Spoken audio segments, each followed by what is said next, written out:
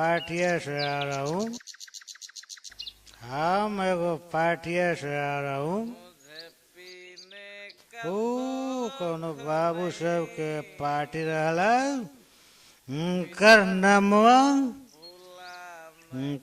नामवा कोनो बाबुए सब रहलन।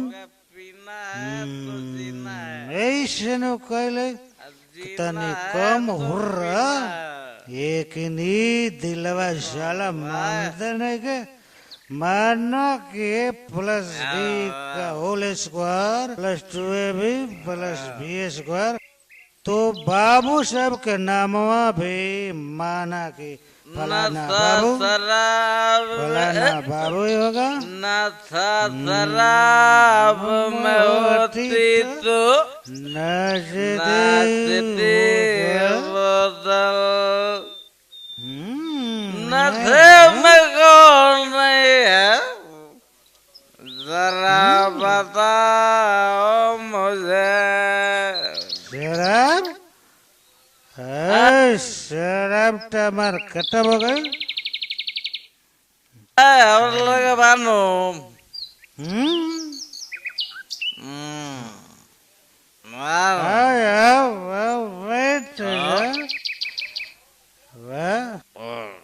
हमड़ो के पियाओ।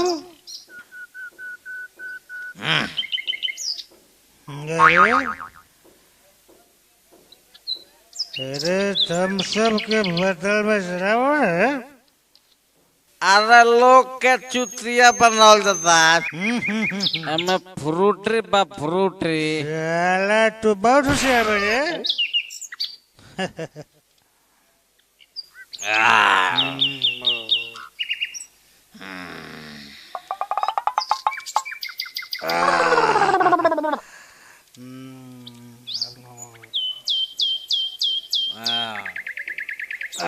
मजा आ गई रे इतना मजेदार माल कहाँ ले लिया रे। मैं जाना अरे दारू तो भूत प्रेत हो गइल बा दिक्कत कहीं नहीं के मिलता हर जगह फोन कर रहा दारू आ गइल।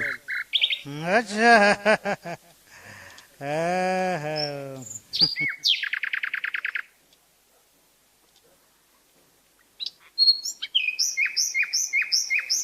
यार इधर रुए के चलते हमार मेहरारू मुंह में सूख के चल गए।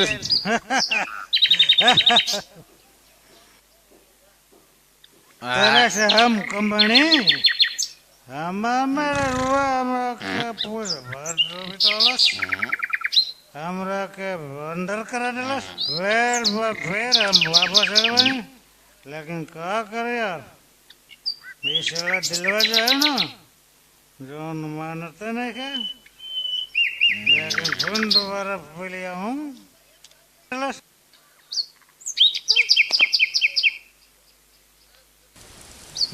यार 10 गति मुर्रा 10 गति तोरा रामा और रामा हमार को हरियर बात करे।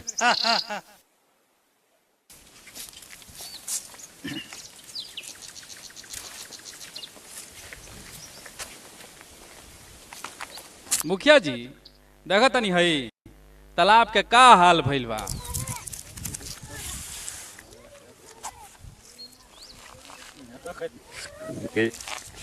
छठ के टाइम आ गइल इतना गंदगी बा यहाँ कितना गंदगी बा। देखिए सारा जंगल लाग गइल बा एमे छोटा छोटा पेड़ पौधा लाग गइल बा। अरे एकरा बारे में तो हम बहुत पहले सोचले रहनी लेकिन केहू कहलस ना हमरा से वही से हम नजरअंदाज कर दनी। अरे का हो मुखिया जी से ना बोल जाके तू ना बोल ठीक बा एकर व्यवस्था हम कर देतानी कि सारा साफ सफाई करवा के और चारों तरफ से फूल लगवा देतानी एमे पानी भरवा देतानी। ठीक हाँ ये बहुत बढ़िया रही। छठ के सीजन बा छठ पूजा अच्छा से होके के चाहिए अपने गांव में कोनो चीज के कोनो कमी ना होके के चाहिए। ए सुनो जाके पंपी सेट वाला कह दो एमे पानी भरवा दो पहले साफ करवा के ओकरा बाद से पानी भरवा दो। तू जा नर्सरी से फूल ले आके चारों तरफ फूल से सजावा, अगर चारों तरफ फूल लगवा हम अपन सारा ही हमरा फंड से पैसा जाई। कोनो चीज के यहाँ कमी ना हो चाहिए। ठीक ठीक बा। साफ कराओ, साफ कराओ। अरे होय कौन चिल्लाता रे? अरे मुखिया जी बुझा था गांव के पियकड़ा हुआ सन। चली देखो। चलो चलो चलो पकड़ियो देखा जा।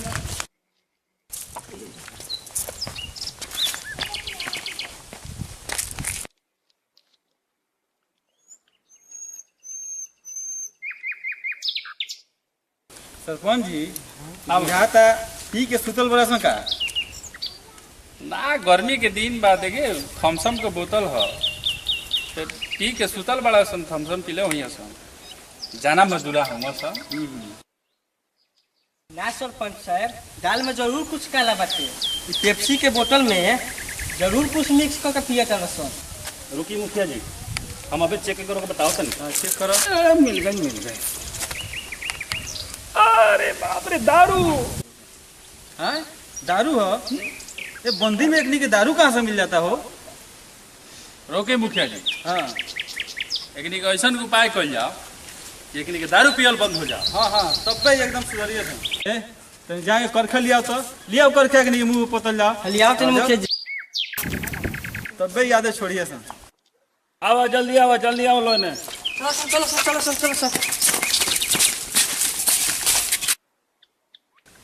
दोनों मिल के बढ़िया से पोत दो सब दोनों। पोता सन तो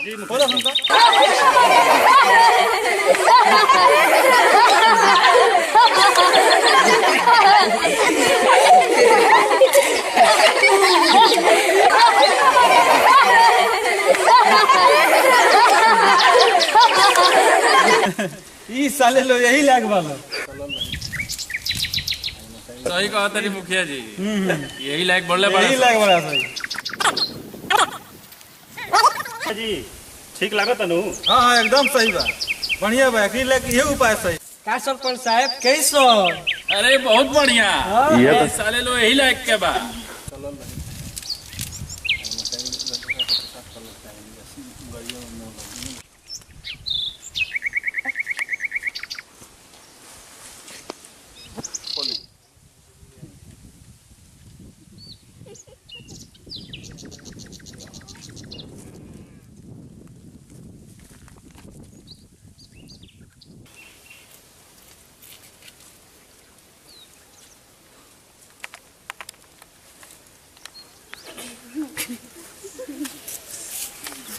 रे चियर बहू का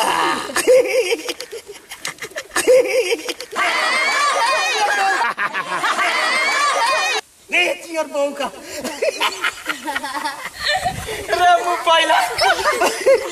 तब अब्दुल्ला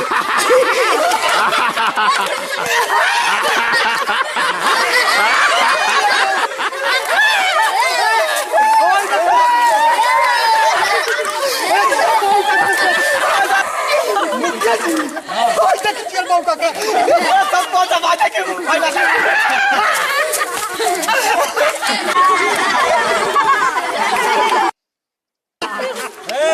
ज्यादा खुश भइला के जरूरत नहीं है। चलो अपन तरह मुंह देख लो कम से कम। चलो लो दोनों जना चलो लो।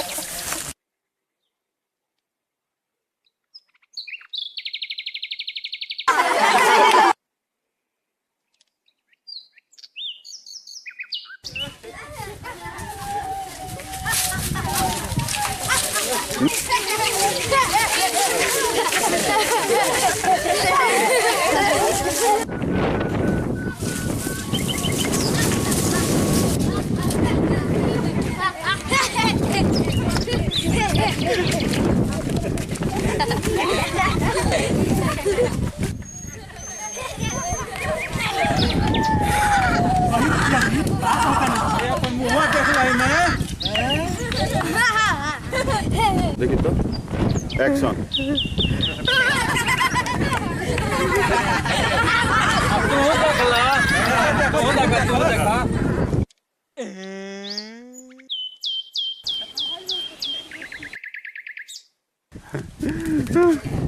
Para,